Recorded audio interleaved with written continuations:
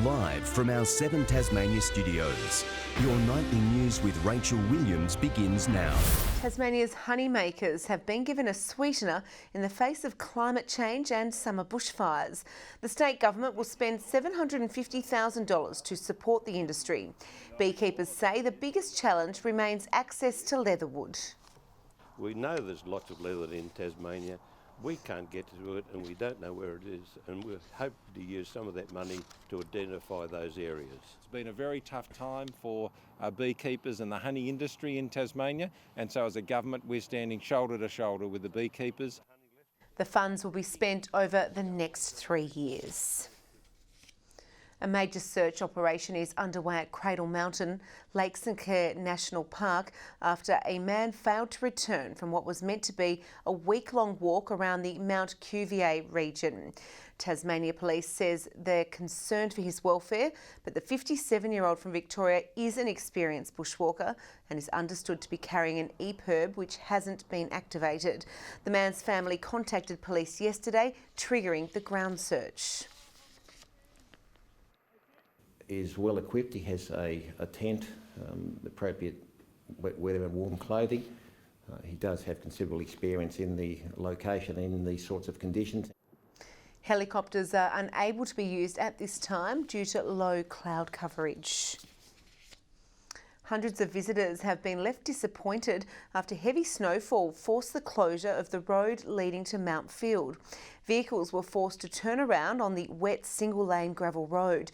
Park operators say they're frustrated drivers are still ignoring safety warnings. Mount Field Winter Paradise instead a holding pattern. Vehicles banking up after access was opened this morning and then blocked shortly after. Cars forced to reverse down the road in icy and snowy conditions because it was too dangerous to travel further up on the one-lane road.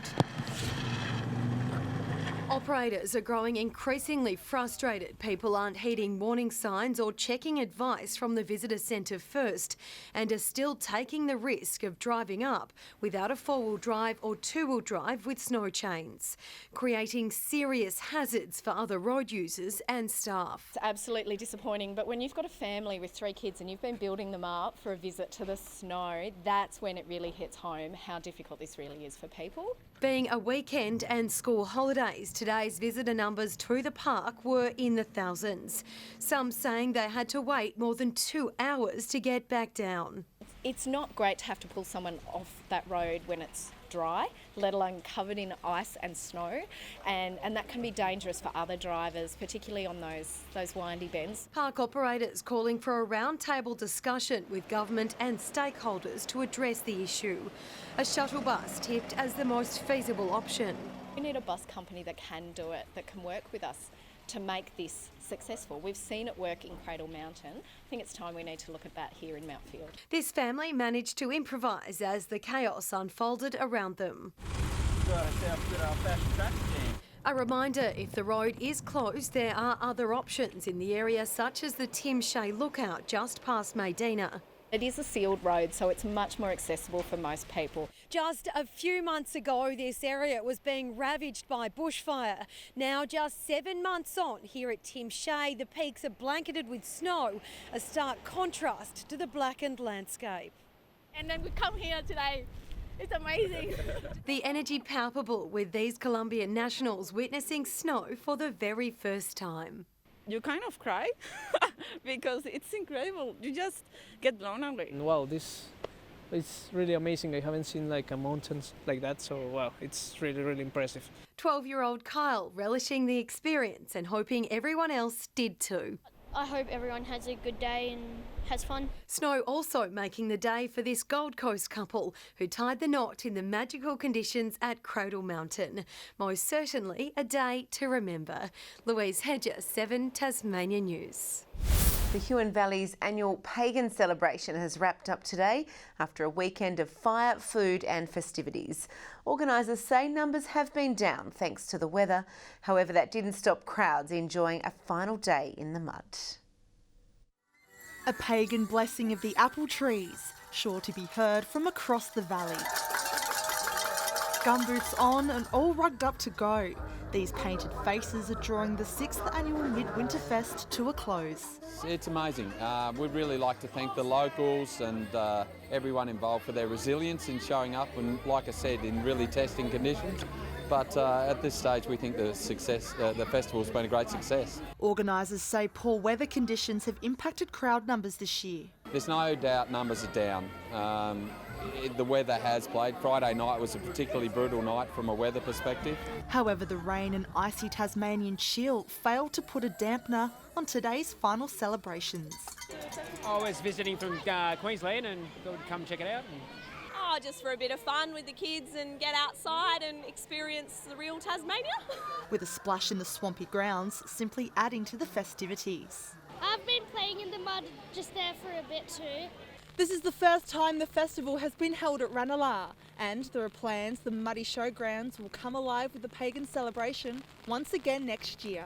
It's a great site. We really love it, and we think we'll work really well down here. We'll regroup, look at some of the challenges that happened this year, and we're already looking forward to next year. Ruby Kamain, 7 Tasmanian News.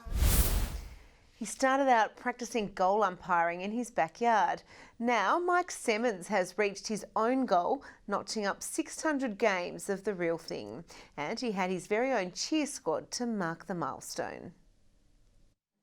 It was like any other game in the umpire's inner sanctum until Mike Simmons rolled up his flags and entered the ground, flanked by fanfare. His 600th game as a goal umpire has been 27 years in the making. I actually watched the 1992 Fingal Association Grand Final at St Mary's, and I walked around behind the goals and started talking to a goal umpire doing his job. Lee Eisel was his name, and I said, oh, I might get into this one day. He even had his own cheer squad. As Mike signalled goal after goal in a high-scoring clash between Longford and Rocherlea. I used to actually run around in the backyard as actually a little kid, pretending to be a goal umpire. So, kicking the ball myself, absolutely love footy. As a Carlton fan, his greatest honour was waving for the likes of Brendan Favola when the Blues played the Tassie Devils under lights at York Park in 2001. But even goal umpiring can sometimes be a dangerous gig. Mike once tore a quad when doing his job out here at Longford. The only real major injury I've done was actually a tore quad muscle, which again I got quite a bit of crap over. It was actually, I shouldn't say it, but it was actually here, down this end. Luckily, he made it through his milestone match unscathed, and he promises to fly the flag for many more games to come. Tom Johnson, 7 Tasmania News. Well, they can be uncomfortable to drive and some still show your speed in miles per hour. But the magic of MGs endures for a Tasmanian car club, today celebrating 60 years of switching on the ignition. When Max Freeland first spotted this MGA twin cam 59 years ago, he knew it had to be his. I saw the car race in 1960 at Longford, and it just blew me away. It was such a pretty car. The Winkley farmer saved his coins, and by 1985 he was holding the keys. It was among 70 British motors mustered for the 60th birthday of Tasmania's MG Club. They're just such a beautiful car in that period in the 1960s, the shape of them, you know. And they might be very comfortable, but they're quite a nice little car. They are just an iconic car. And it's just a brand that all these fellows, as young fellows, all wanted to own an MG. The speedometers in the old model still use miles, so travelling down the Midlands is a bit of a maths game. So when you go through these roadworks, you've got to quickly rough out, how many miles an hour can I do? Max Freeland says the racing days are over. But nowadays we only go for a coffee, on a Sunday morning or something like that. Sean McComish, 7 Tasmania News. It's been a weekend of tears and cheers in Tasmanian basketball, with the Launceston Tornadoes finally securing a much-needed victory. Meanwhile, Tasmanian rower Georgia Nesbitt has claimed silver at the World Rowing Cup in the Netherlands. It took more than choppy water to slow Georgia Nesbitt down. I actually quite like the flow that Nezzy's got here as long as she can keep that going. The Tasmanian muscled her way to the front in her lightweight women's single sculls final, but was soon overtaken by Britain's Imogen Grant. Georgia Nisbet from Australia takes second place. Great scull in the second half. Staying on the water, and Hobart Yacht Alive has begun the Transpac race to Hawaii this morning. The crew has 4,120 kilometres ahead of them. That's more than 3 times the distance of the Sydney Hobart. To motorsport, and Alex Peroni finished 10th in race 1 of the Formula 3 at Silverstone in England. The Tasmanian had come from 21st on the grid. In basketball, the Launceston Tornadoes finally broke its losing streak, defeating Diamond Valley 93-85. It followed Saturday's 21-point loss to Ringwood. The Northwest Thunder had a horror weekend, losing both its matches on the road. No victory either for the women's Hobart Huskies, unable to beat Melbourne today or the Centre of Excellence yesterday. The men's side managed a convincing win over the Centre of Excellence, but went down by just a single point against Melbourne this afternoon. In the New Zealand NBL, the Southern Huskies were handed an easy win against a weakened Hawke's Bay, which chose not to send its 5 best players or coach to the Silverdome. And in the NPL, Devonport Strikers are back on top of the table after soundly beating Launceston City 4-0. In other matches, Canberra has bounced back to defeat Clarence 5-1. 2 goals to Jack Ryan helped Olympia defeat Glenorchy Knights 2-1, and South Hobart has accounted for Hobart Zebras 2-0. Sean McComish, 7 Tasmania News. Good evening. 13 was the top today in Launceston, Hobart, Burnie and Devonport, all reaching a high of 11. Other centres today, 10 at Smithton, Grove, Ouse and Strawn reaching a high of 9, and a top of 12 across King Island, Flinders Island and Low Head. On the close-up, cloudy conditions are blanketing the state, with cloud to the southwest showing where the coldest air is currently. Further out shows extensive cold cloud around Tasmania, moving on to the Victorian coast. Tomorrow, the cold front is pushing up the coast of New South Wales, while an embedded trough approaches Tasmania from the southwest. West to southwesterly winds tomorrow 20 to 30 knots, swells up to 3 metres in the north and up to 6 metres in the west and south. A gale warning is current for all Tasmanian coastal waters except for the central west Storm Bay and the Channel for southwesterly winds. A strong wind warning for western coastal waters between Low Rocky Point and Sandy Cape, and for Frederick, Henry, Norfolk Bays and the Derwent Estuary. A small craft wind alert for the southwest and central plateau lakes. Minor flood warnings are current for the Derwent River Basin, a flood watch for the northwest and Huon River catchments, and finally a road weather alert for snow on elevated roads throughout the central plateau. Tomorrow's forecast now: 12 in Hobart and Dover, Ouse 11, 13 across Launceston and Scottsdale, Devonport a late shower or 2. Burnie and Strawn tomorrow a high of 14 at Stanley. 14 in both St Helens and Swansea, Ross 12. Looking to the 3-day forecast now: Tuesday, showers about the western, southern and central areas, mainly fine elsewhere. Wednesday, showers less likely about the east coast, and Thursday morning, showers about the west, south and central areas, clearing during the morning.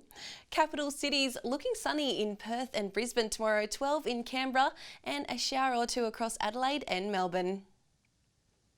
And on to current temperatures: Hobart 5 with showers, Launceston and Devonport 7, mostly cloudy. That's all in weather tonight. Back to you, Rach. Thanks for that, Jackie. Well, that's all your news for now. Thanks for joining us. I look forward to your company tomorrow night at 6. Bye for now.